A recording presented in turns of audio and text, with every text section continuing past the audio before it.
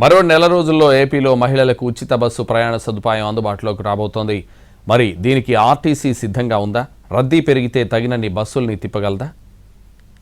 ఏపీలో మహిళలకు ఉచిత బస్సు ప్రయాణ సౌకర్యం కల్పిస్తామని గత ఎన్నికల్లో ఎన్డీఏ కూటమి హామీ ఇచ్చింది. ఆ హామీని ఆగస్టు 15 నుంచి అమలు చేస్తామని ఇటీవల ప్రభుత్వం ప్రకటించింది.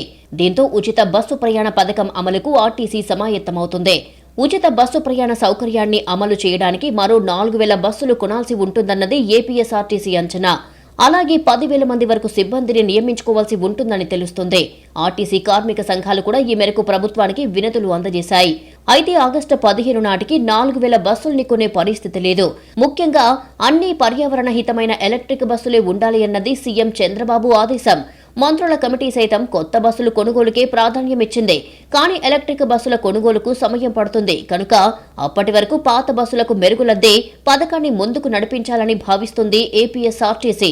దీనిలో భాగంగా ఎందుకు పనికిరానివే తుక్కుగా అమ్మడానికి మూలన పడేసిన బస్సుల్ని బయటికి తీస్తున్నారు అధికారులు. కొత్త బస్సులు కొనేందుకు సమయం పడుతుంది కనుక ప్రస్తుతానికి అద్దె బస్సులతోనైనా పథకాన్ని అమలు చేస్తామంటున్నారు ఏపీఎస్ఆర్టీసీ చైర్మన్ కొనకళ్ల నారాయణ. కేంద్ర ప్రభుత్వం నుంచి కూడా కొన్ని ఎలక్ట్రిక్ బస్సులు అందనున్నాయి.